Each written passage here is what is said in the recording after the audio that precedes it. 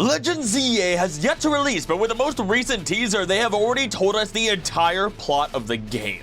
A plot that shows its hand of not only the wealthy against the poor, but also the inequality and balance of nature and artificial. Environmental life and city life, Pokemon and humanity, AZ and Quasartico. But more importantly, we have seen the new reveal of the one that will break down the metal of this city bit by bit, corroding it only to rebuild it through the power of rust, Corbeau himself.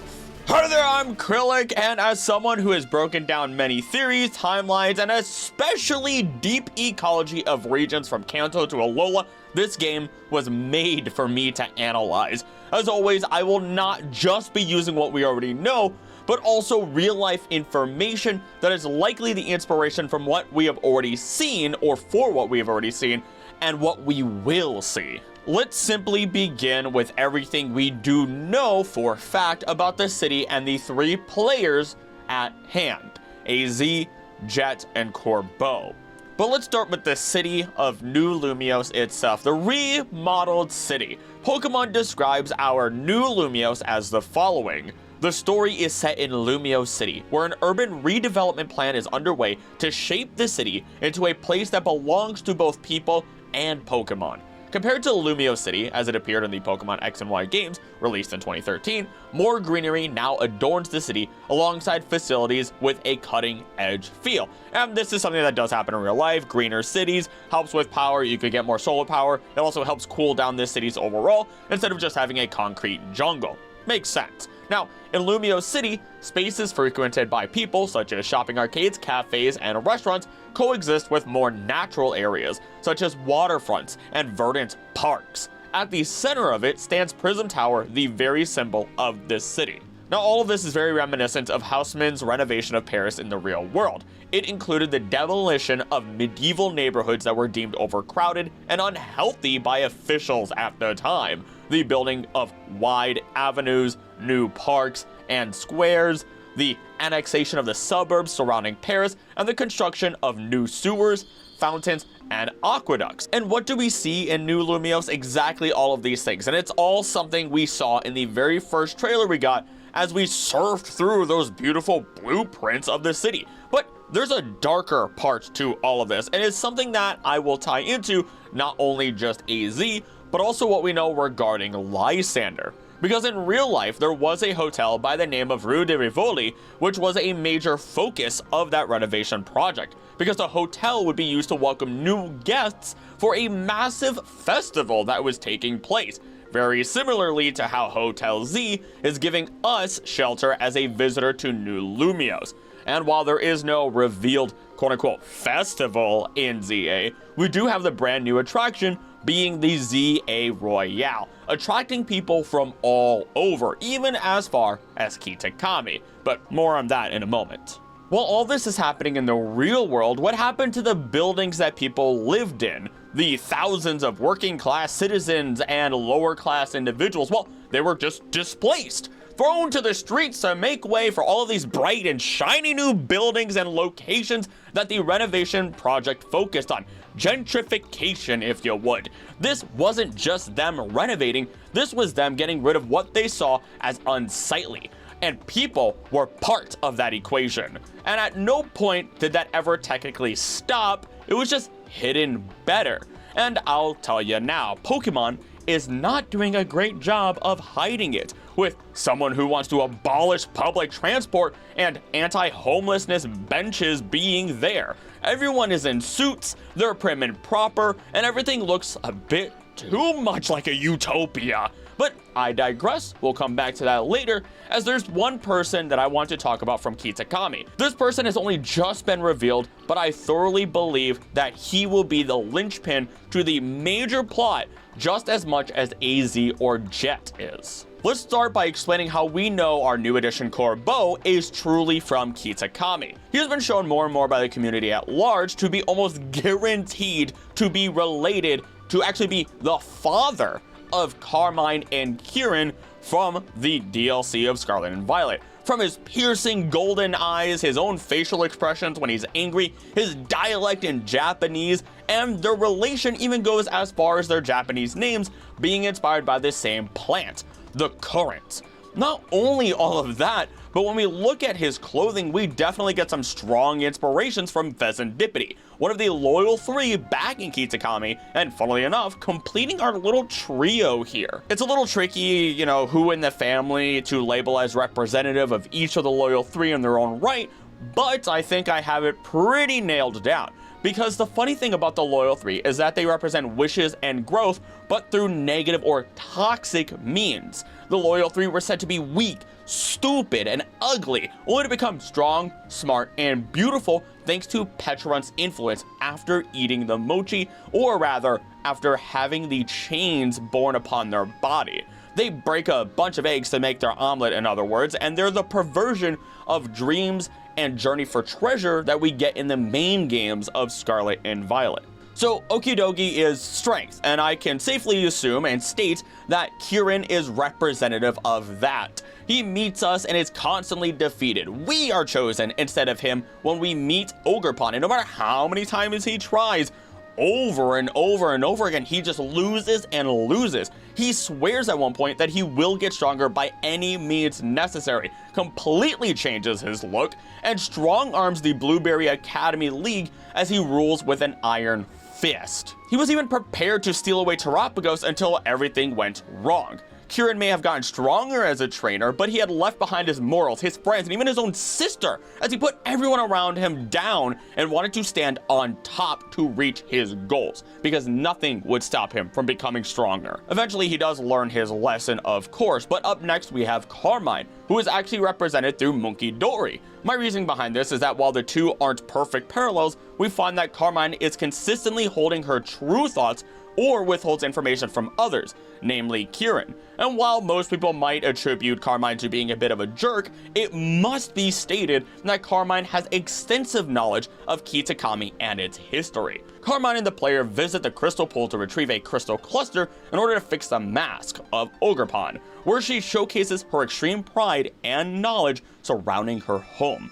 Although her proclivity to refer to those not from Kitakami as outsiders causes friction between her and others, she appears to have an understanding of the folklore surrounding the crystal pool, where she recalls a rumor that you can meet people there who have passed away, which is reinforced by the appearance of Professor Sada or Professor Toro at the lake following the player's capture of Terapagos, as well as with the melodic in the lake that attacks Carmine and the player due to its, albeit unused, Ghost Terra typing. The difference here, though, is that Carmine ultimately does not follow through with the toxic growth that Kirin does. Instead, she kinda learns a little bit earlier on how she's not being a good person, and instead she tries to improve in the short time we get to know her and follows through with her promises to help with Ogerpon. So that only leaves Pheasantipity and Corbeau, and yes, while I have seen the internet simp for Corbeau, I can't blame you, by the way, we now need to look beyond that surface, because with this single sentence he stated, we already know his personality. He states how he had warned her already, and that he takes his finances very seriously. He doesn't say this while standing, meaning he isn't looking down on us or holding power on us or, whoever we're speaking about. He says this all in a very business-like neutral tone. And of course, even the narrator says that Corbeau seems to have business with us, which the setting makes it feel as though he does have a deal to make with us. Table, 2 couches, sitting down, it's a business deal being set up. But I'll save that for the heavy theorizing section to explain further. We can start looking at what has been revealed so far for the Pokemon team he has and the decor inside the building to tie a little bit more of this together, just in case you don't believe me just yet about his relation to Kitakami. Not only do we see a Weezing on the outside of the Team Rust building, we also see him with an Arbok, both of which can be seen with the grandparents of Carmine and Kirin when you fight them in the Mochi Mayhem DLC. But the final piece I really want to throw out there is that our siblings here had a strong hidden connection to Pecharunt directly thanks to their grandparents. A Pokemon, being Pecharunt, that used Mochi in order to create the Loyal 3. The only downside to this was that those 3 were completely, well, loyal. They were completely under the control of Pecharunt itself, and this mind control did not stop at the loyal 3. Instead, this extended to characters within their story originally, and even further in the DLC to people who eat Pecharunt's mochi, creating an army of underlings for Pecharunt to keep it safe. And what do we see with Corbeau? An army of devoted underlings, all of them perfectly lined up at his command. Corbeau leads a syndicate, which is just a self-organizing group of individuals or companies formed to handle large transactions that would be difficult to execute individually, promoting shared interests and pooling resources.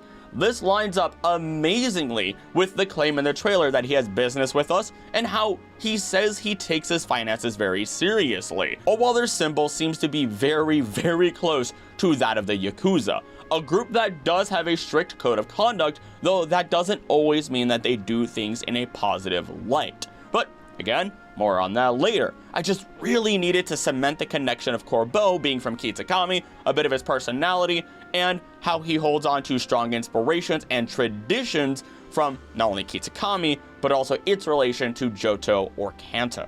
Now within Lumiose, we have been introduced to the idea of the rogue mega Pokemon phenomenon. Pokemon that are attaining mega evolution without the help of a trainer. They are unable to control their own strength and need to be stopped. But how is this even happening? Well, there are these wonderful pink crystals that you are able to collect after you destroy them, which are called Mega Shards. These shards are obtained by breaking them, and then we can exchange them with Quasartico for Mega Stones, which isn't it also very strange that these crystals look very similar to the crystals that we find as part of the Anistar Dial and Diancie itself, whatever.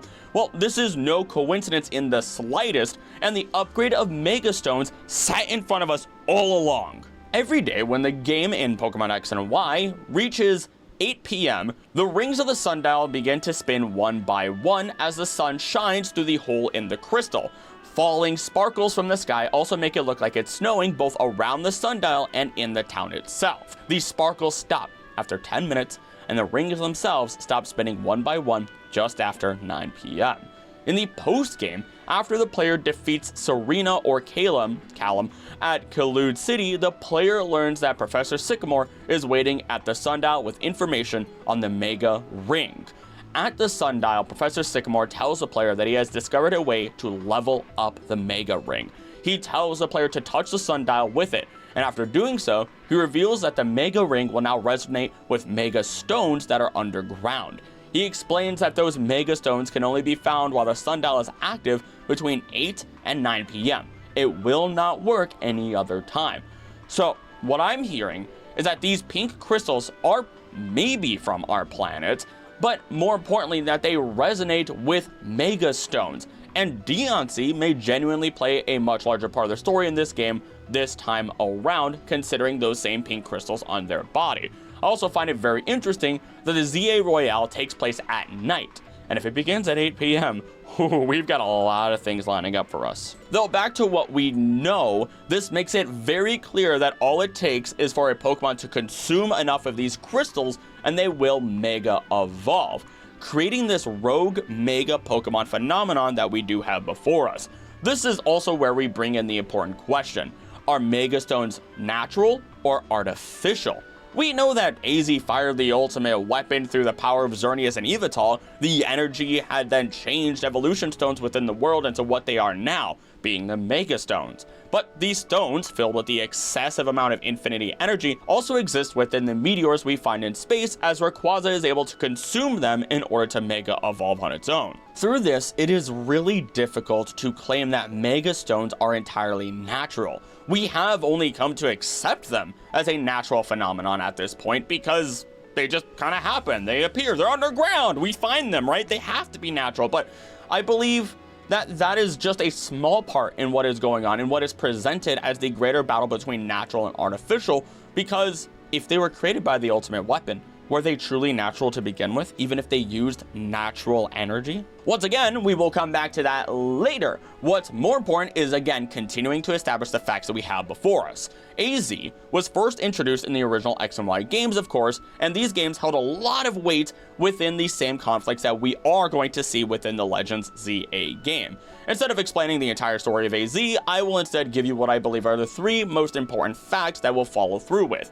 First, after his Floette died due to the Great War, he sacrificed the lives of many other Pokemon in order to revive it, accidentally when firing it, giving himself and his Floette what is seen as eternal life. This idea of eternal life is nothing but a lie. It took natural life from others and extended it by infusing themselves, extending their own lives and giving their own lifespans a larger container to pull from, for lack of a better term. Think of it as though it were the Full Metal Alchemist Philosopher's Stone, a stone that seems to have infinite energy, but in fact it just has the lives of hundreds, if not thousands of people, their souls, their energy, their life force stuffed into one teeny tiny little gem, this little orb if you would. AZ and Floette are our orbs. All it takes is for enough time to pass and they too will eventually pass away. Alternatively, that energy might be able to be drawn from their bodies, effectively making them mortal once more. After all, if energy was drawn from other Pokemon and given to them, who's to say that the reverse can't also be done? Second, when AZ used the weapon, he was indiscriminate in his attack. It is clearly stated that when he used the ultimate weapon, it destroyed both sides of the war. He did not care about the war at all, why it was happening, who was in charge. He saw that something was wrong, that his beloved Floette was taken away, and he was ready to destroy everything. The king could not escape war with those who targeted a wealthy Kalos. The war grew so violent and ugly, the king was forced to send his own beloved Pokemon into battle. AZ had a younger brother. It said that he led a legion of greedy souls who wanted to seize the Kalos region. His dark intention was to make it his own, but when he saw how Kalos had been ravaged by the war, he took the weapon his brother had created and he buried the weapon deep underground. Full of sorrow, when AZ had built the ultimate weapon, he left the following words. What's wrong with bringing something you love back into this world? Without my beloved Pokemon, no other Pokemon have any meaning. The mountains will never know one another, but people can encounter other people, and people and Pokemon mix together. Over the ages, people and Pokemon worked alongside one another and created many things. As a result of this, a leader appeared among the humans. That leader sought to produce even more goods. Increased production of goods created a gap between the haves and the have-nots. All of this should sound familiar and will be vital, as this is something that is reoccurring over and over and over again within the world of Pokemon. A cycle of humanity making mistakes, separating each other, separating themselves from Pokemon, even if they believe they're bringing themselves together, as they simply just do not learn from their own errors, from their own human greed. And so for our third important bit of information from AZ's story, we actually skip 3,000 years and find Lysndre to be one of those people who is trying to give more goods to people, increasing that production of goods. But we also find him as a man who laments the world in its current state. And after learning of the story of AZ, he writes his own journal and hides it within his desk of Lysndre Labs. When I was young, I went on a journey around Kalos with my Pokemon. I reached out to help those suffering because they had nothing. At first, they were grateful, but eventually they began to take my help for granted and demand more and more. Will fools like those people consume the Kalos region? This world is stable and secure, so the population of people in Pokemon continues to increase unabated. But there is a limit to the amount of money and energy the world is capable of producing. Either everything is lost or only a handful is saved. This is something best not left to man. I must use a tool of higher power. The problem he speaks of is the story we already know. The story of the have and the have-nots. The rich against the poor, and this is already something we see in Legends ZA, as I have already mentioned. We have a man who seems absolutely ridiculous at first, claiming that he wants to rid the city of the free public transportation system. He's the real villain here, okay? He claims that he will first reach the top of the ZA Royale and then turn his dream, his goal, into a reality. He will force this public transportation system to no longer be free, which very clearly tells us that by reaching the A rank, you are able to make important decisions regarding the city itself. This goes even further when we look at benches within Lumiose that are distinctly modeled after anti-homeless benches in the real world.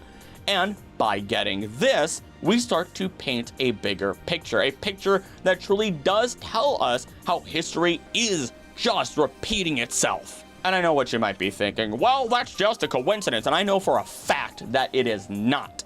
Because not only has AZ gone from looking like the stereotypical homeless man to a well-kept business owner as the owner of Hotel Z, but Emma has also returned.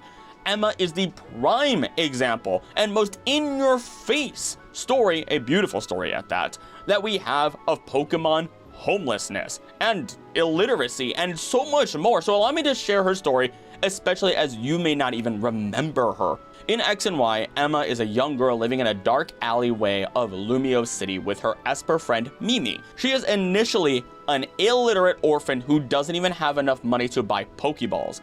She meets Looker and the player during the first case, where concerned mothers reported that their children have been hanging out in suspicious alleyways. In reality, their children were playing with and protecting Emma and Mimi. Looker invites Emma to live at the Looker Bureau and work as his assistant. Though she is interested, Emma doesn't want to leave Mimi behind, and so Looker, seeing this concern, extends the invitation to Mimi, who unfortunately is afraid of adults and runs off. After the player has found and befriended Mimi, Emma is much friendlier towards Looker and accepts the invitation, heading back to the Bureau with him, Mimi, and the player. Emma then begins to learn how to read, how to write, and do basic arithmetic under Looker's tutelage. A beautiful moment, but unfortunately, this gets spoiled as Emma steadily grows worried that she and Mimi are a financial burden on Looker, though he assures her that they have enough money to get by and encourages her to focus on her studies. But she still feels guilty, letting her anxiety and worry overtake her as she sets off to look for a part-time job at a cafe that she saw was hiring. And it turns out that this cafe was the Lysndre cafe, and Emma was tricked into being a test subject for Xerathic's invention, the expansion suit. This leads to her disappearing for long stretches of time, which worries Looker greatly, and when in this suit, Emma is given the codename Essentia. This will lead to her being completely controlled and unaware of what she's even doing, essentially being placed in an unconscious state as she committed crimes as commanded. And after the player defeats Essentia in a series of battles, Looker arrives and demands that Xerathich releases her. After the suit's remote control function starts glitching again, Xerathich agrees, letting Emma go and allowing Looker to take him into custody. And after he is brought to justice, Looker reveals to Emma that he is a member of the International Police, and that he must leave to continue his civic duty. However, he feels strongly towards her, and in order to ensure that she has a bright future, purchases the entire building where the Looker Bureau was located, and instructs Emma to use it however she sees fit. As the new head detective, Emma vows to keep Lumiose City safe with her identity as Essentia, using the suit and Pokemon that Xerathich gave her. And all of these promises have seemingly come true as we now see her grown up within Legend ZA as head of the Bureau located there. So once again, we have another individual who has transitioned from homeless to a bright future that she has worked so hard for. So isn't it strange to accidentally include anything negative toward anyone of the lower class, especially in a story that takes place in the future after events like this have occurred? This is no mistake. This is just one of these stories and motivations for something that I am building up to. But we need to talk about one more character briefly before I can really dig into how the entire plot will play out and how our role in the story connects everything together. Jett is the CEO of Quasartico Inc. in Lumiose City in Pokemon Legends ZA. She seemingly desires to deepen the bonds between people and Pokemon through Quasartico's urban redevelopment plan.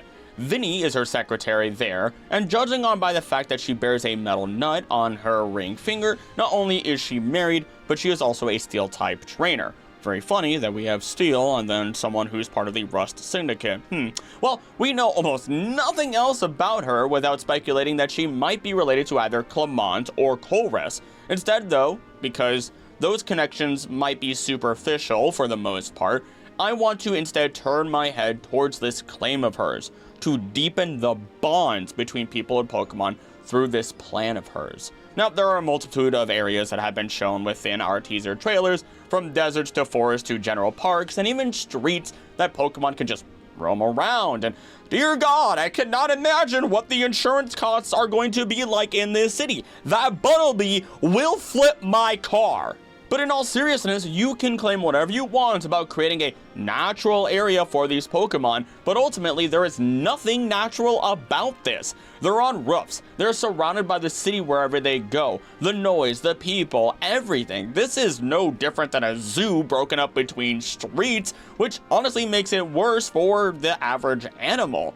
They're being brought in, they're not just wandering in. There's a reason that animals are often not kept in zoos unless they've been injured, and it's because every animal needs the right full environment, true space to wander, to not feel surrounded, to hide, to run, everything. And what sells me on my idea that this is manufactured even more so, that these Pokemon are being forced to comply to the ideal standards of this city? The fact that they want to make it very clear that during the day, you can catch Pokemon within the city, while at night, you can take part in the ZA Royale and aim to reach the top. Sure, this can mean that the areas that hold Pokemon might be enclosed, and you are unable to enter them, but we have more Pokemon out here than just the ones that are active during the day. And that is to assume that, I guess, we can't catch Pokemon at night, but as a small little additional piece that bothers me is that we have Larvitar here. It is meant to eat immense amounts of dirt within caves, for example, to naturally evolve into Pupitar. So is it just gonna eat the city itself? Will it wander out?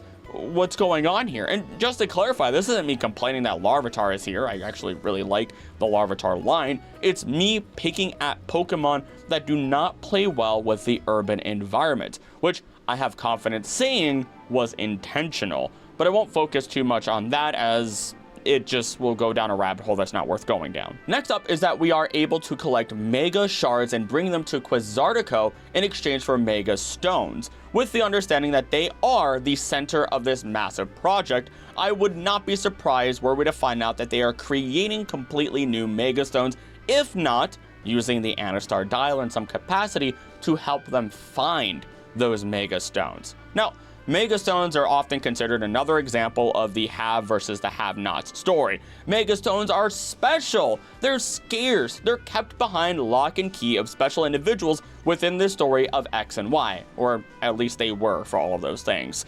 Then we see Team Flare with them, but even the gym leaders did not have Mega Pokemon. And of course, Karina's grandfather, Gherkin, is the one to give both of us our first Mega Stone for Lucario, which is basically saying, yeah, this is a passed down tradition and you have to prove yourself to our family, which is fine. Mega Evolution can be dangerous if not done with the correct trainer, which will only cause the Pokemon to be in pain. So either you get this valuable item passed down through proving yourself to the family, by joining Team Flare and reaching higher ranks, or just by finding the Mega Stone yourself. But they are incredibly rare, so it's almost impossible without that higher level help, which sounds a lot like new money and old money type wealth.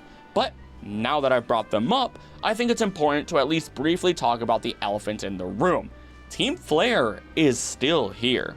Mable is specifically back, our blue-haired Team Flare admin that admittedly, I might simp for her with the new professor look. I mean, come on, how could I help it? But she is first seen in the Frost Cavern agitating an Abomasnow with 2 Team Flare grunts, with Trevor helping the player in defeating the grunts. The player then defeats Mable and forces her to retreat. But then she is met again in Lysndre Labs, preparing for Team Flare's plan to use the ultimate weapon. Upon being defeated again, she hands the player the elevator key required to access the lower floors of the facility. Now, Mable is the acting director of the Pokemon Research Lab. Due to the sudden increase in Pokemon since the beginning of the urban redevelopment plan, she is researching the habits of these new Pokemon and the reason for their sudden surge in population. She seeks the player's help in her investigation to offset her huge workload by filling in the Pokédex and Mega Evolution Pokédex. By completing her research request, you can earn TMs and other rewards. Now, that's another weird thing. The habits of new Pokemon and a surge in population. The habits are fairly easy to understand considering they are likely importing Pokemon from other areas other than Kalos to live in this remodel of Lumiose City. If not, they're just grabbing Pokemon from around Kalos to bring there. They want to see how their behaviors and overall physicality might change thanks to being in a new environment. Knowing these behaviors are also incredibly important in their stated goal of making sure that the Pokemon are happy and healthy and improving the overall bonds. But the surge in population, that is a strange piece of information that I had originally missed. Typically, when you enclose a creature within an environment, they hit their population maximum due to space and food constraints or other resources, for example. But for them to boom in population must mean only one thing. Something is fueling their energy and allowing it. And I would suspect that the crystals are doing more than just creating mega Pokemon. With these crystals providing energy to Pokemon, they might just be allowing them to increase their population, maybe even find their way underground where the crystals or mega stones originate. But to step away from that, and again, more theory making for later, what weirds me out is that Mable continues to bear the Team Flare insignia on her chair and even has her goggles on her desk. She's not hiding it. She's a gamer and she has the Team Flare logo on her gamer chair. We don't know where Sycamore is currently, and we also don't know where the rest of Team Flare are. Malva was part of the Elite Four and was part of Team Flare, and yet we have no clue what happened to her. This isn't the first time that a former admin has stated to change their ways either, as within the post-game of X and Y, Chalmers is a butler and former admin of Team Flare. He even sends us over to meet his mistress, Malva, at Hotel Richisme after he tests our strength. So, while I can't really expand on all of that too much reliably, I'm going to say it's going to be incredibly important to keep our eyes especially peeled for these people. Any of the hidden members of Team Flare who have kind of redeveloped their personalities and put themselves back into society. And not just society, but society as important figures within it. So as a quick summary of what we have so far, Corbeau is the leader of Team Rust, who seems to have wealth but also has business with us as he talks about warning someone else about something, likely the high cost of something we don't know about. We have AZ, ex-wielder of the ultimate weapon, and a great symbol for the transition between destruction and harmony with not only the world around him, but also his own self.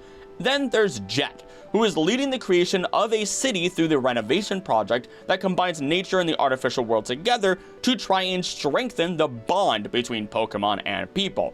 To follow, Team Flare is back and not really hiding it. Technically, I guess you could say they never really left, but it seems as though Mable, at the very least, is on the side of good.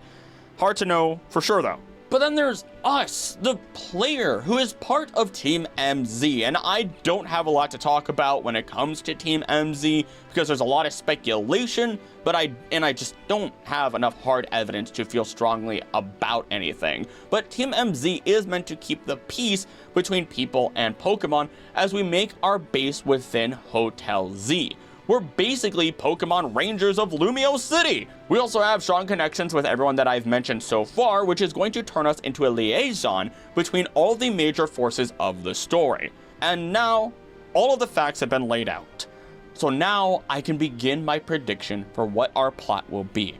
I am beginning with what I will call the first balance, the first act, if you would.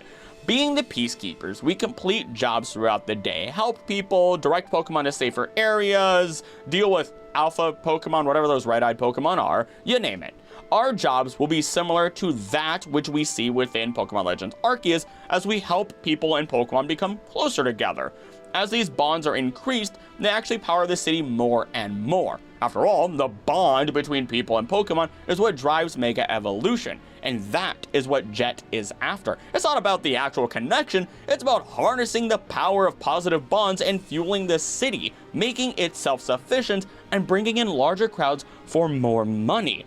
As time goes on though, the power of these bonds become too much and the Mega Crystals become fueled by the energy within the city. More importantly, the Anastar Dial is the one reacting to everyone's bonds, as originally it was in a nice little corner far away from big crowds, from people and commotion, but something tells me that it might have been moved to be a catalyst, considering they've discovered its connection to Mega Evolution. The costs of the city will only increase more and more early on. The ability to keep an orderly hold on the city will become more difficult, an artificial order kept on nature, and the renovation project will be seen as a risk or at risk of failure in one way or another. After all, there is a massive emphasis being placed on the ZA Royale, which is doing what? It's bringing people from all over. These people, as we have been shown, have great amounts of money, and the best thing in their eyes for the financial wealth of the city is tourism. But even this may not be enough. This leads me to Phase 2, where Team Rust will begin to dig in its roots. After all, Corbeau has a business deal with us. He says he warned someone of the cost, and how he is very serious about his finances. He does say her, and as such, I thoroughly believe that he's talking about Jett, who he believes is in way over her head in regard to the cost of the city. He may have even done the calculations for how this city works in the first place and might see the impending economic doom that is ahead. How so much fanfare was put into it is actually a last-ditch effort in order to recuperate costs and ensure that the project doesn't fail. But you see, Corbeau finds an issue with everything here. He can't just simply destroy it all though, just because he has a problem with it. He has to wear down the current structure of the city. He has to rust it all away and reveal the secrets. The idea of rust is a bold one within a city, especially one that has a Pokemon equivalent of the Eiffel Tower set at its center of its focus. The Eiffel Tower may be resistant to rust, but in the end, it's still metal, a symbol that can be broken down and replaced. Anarchy, if you would. And I actually have to give credit to Lore Keeper Toby for this next bit, as he pointed out the connection of serpents with Corbeau himself. Arbok is on his team, the Steelix in the background of his arena, and then there's Melodic. Melodic, who may be inspired by an Oarfish, but is still serpentine, and is seemingly highly regarded within Kitakami, of which Corbeau originates from. From the manholes in the area to the Great Crystal Pool, Melodic holds incredible significance. And if we want to consider the idea of Melodic being an Oarfish, then we have the Omen of Doom. And I'm going to get into it a bit deep here with Oarfish because I find it to be very relevant. In some areas of the world, these creatures are seen as harbingers of bad news, particularly disasters or destruction. The legend is that if you see an Oarfish, it is a warning sign from higher powers that disasters such as earthquakes will soon occur. According to numerous news reports, before Japan's 2011 earthquake, one of the most catastrophic in history, a total of 20 Oarfish washed ashore. While many legends may surround these creatures, it is unusual for humans to encounter them. They primarily reside within the deep sea, so if one is spotted close to the surface, it typically indicates that the creature is sick, dying, or at least disoriented. And when I look at a place such as Kitakami, we find it could absolutely be at risk of greater flooding, earthquakes, and tsunamis. Ultimately, earthquakes can be a cause of tsunamis, as all it takes is a large displacement of a large amount or volume of water, which can occur due to volcanic eruptions, landslides on land or in water, and more. And with these creatures existing so close to the bottom of the water, they would be affected by earthquakes, resulting in their unfortunate displacement onto our shores as they pass away and wash up. and Corbeau may or may not have a melodic on his team. We have yet to see his full team. Maybe he does, and it becomes a water ghost type, maybe even a water poison type. But no matter what, I strongly believe that Corbeau is our melodic, or milotic for anybody who might complain. He is our doomsday fish, meant to give us a warning of what is soon to come. How balance is not being kept between the rich and the poor, how the city is in financial risk, and how ecology and tradition are not being kept. As such, he will bring us the idea of seeking out Zygarde itself, a great being of nature, the great being of nature and balance within the Pokemon world, a Pokemon who bears the body of a serpent with its 50% form.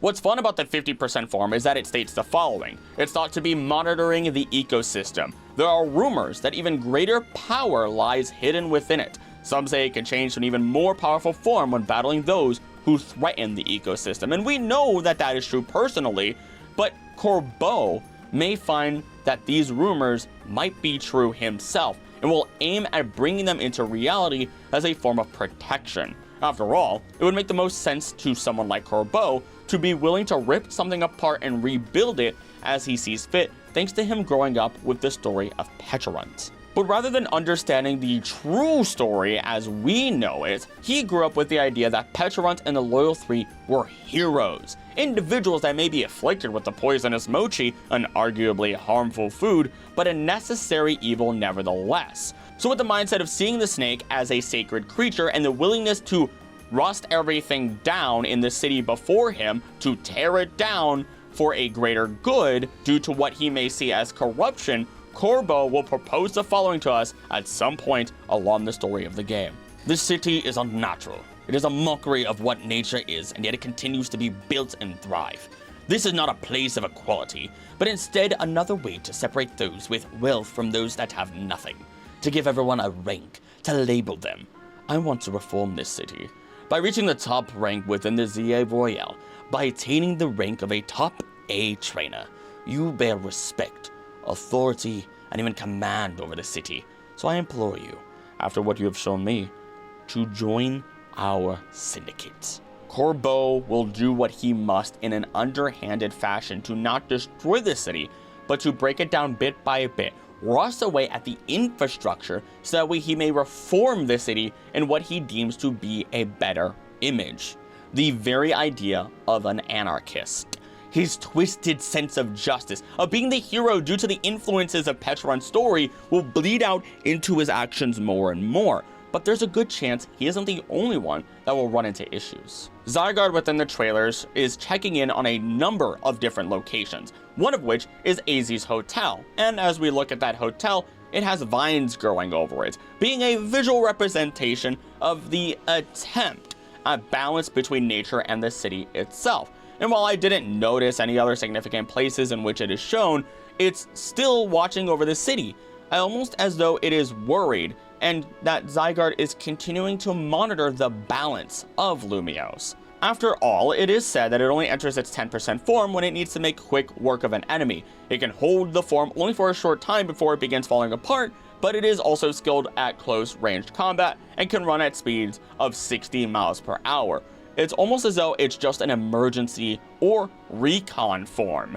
The question is this though, is Zygarde checking in on AZ, or is it checking in on us? After all, we are the individual who is meant to keep the peace between all of these other factions. The one caught between nature and artificial, and the one speaking to AZ, Jett, Corbeau, Emma, freaking Team Flare, everybody. We are the single connection to everyone. We might actually be tasked with making the important decisions that will tilt the balance in favor of humans or in the favor of Pokemon. And the more this balance is ruined, the more mega Pokemon that are created artificially, and the more that nature is disregarded in favor of human expansion, the more Zygarde will collect together until it's time for perfect Zygarde to take the stage. And who knows, maybe Mega Zygarde is sitting right around the corner, an artificial Mega Evolution. This last portion is my Hail Mary, a real shot in the dark as to predicting the end of Legends ZA. But I think it's going to hold water due to all the information that we have at hand, and I'll keep this fairly simple.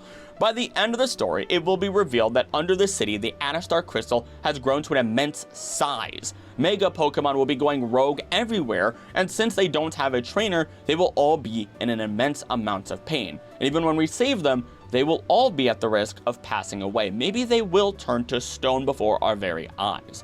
Corbeau, or Jett, will have gained access to Zygarde, though I may even suspect that an artificial Zygarde will have been created by Jett specifically. This will have really brought the story full circle on the argument of natural and artificial, and she may even take all of this energy within the Anistar crystal to then create that Mega Zygarde.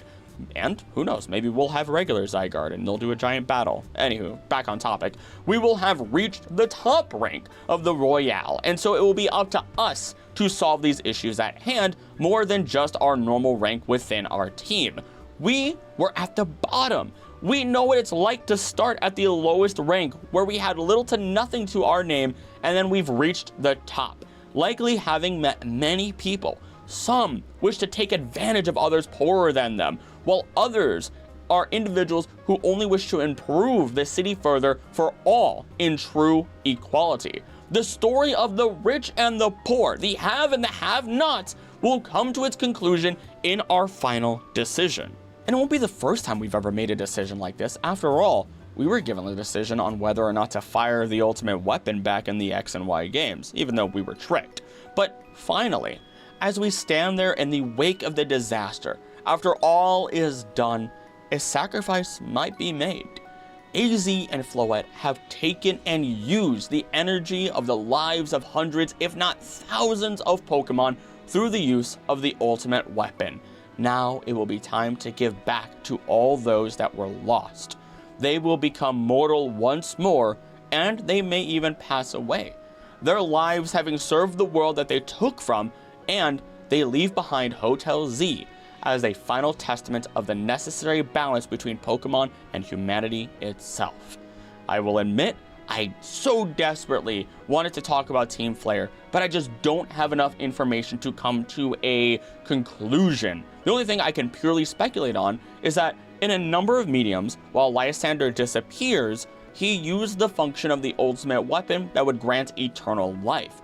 So I do wonder if he's still out there somewhere. But with that, I truly believe that I have uncovered what our plotline will be for Legends ZA. If you enjoyed this and you want to hear more about ecology, deep dive, so on and so forth, about Pokemon, and learn about our world through the world of Pokemon, make sure that you do subscribe. And tell me your thoughts. Tell me if I missed something that might support this, or if you have any arguments that go against this. I love reading the comments and sometimes responding to them when I do have the time. Plus, comments and watch time are the #1 ways to help a video or a channel get boosted and have more reach, as told by YouTube itself. In addition, if you'd like to go the extra mile, you can become a member of the channel for as little as $3 a month. You get a number of different perks, while also making sure that you guys get early access to videos and more, such as hearing your name shouted out at the end of every single credits. So we're gonna go do the member shout out right now. Thank you all of our members of the channel, starting with the Gods of Hope, Quick 14, Heals for Life, Biggins, Vatty, Knit, Buzz, and Summer. Then the Champions, Andrew, Martinez, Costa, and Joshua, Biggins, Wilson. Then all the Knights of the Coat, Moth, Romance, Double, Crumbo, Shiny Gems. I'm really falling apart here already. Sarah Brisways, Vatty Lemon, Fix My Nurture, and Quill 14, Pile, Muse, Our World, Annie Stone, Allen, and Heals for Life, and then Blue Dalek, and Warren Hemphill. Then all of our Wanderers, Pyro Master, J. Gill, Reckless, Cincinnati, Prime 90s, Nebula Games, Jenna M, None of Your Business, Wee, Ezra, Rowan Frady, Brock Baker, Zippin' Pigeon, 80, Abby Hicks, Adrian CS, Amanda Masticola, 3 Ronin, Space, Lazzy, Sadler, Rankin, Abdallah Alati, to Markle, Gaming Runes, Big Brick, Macebreaker, Rainbow, Hungry Goat, Malachi, Zalmakai, Saffron, Queen, Clark, GA, Zumir, Gaia, Joe Knows, Not That Important, Melly vs. the World, Zenthar, the Anime King, Daniel Troop, Eric Rips, Michael Gibbons, Brian Millie, Jers, Mr. Diagonal, Yips, Night Owl, 707, Evil Chan, Ruby, Softian Kai, Micah 626 Gaming, Nicole Manassian,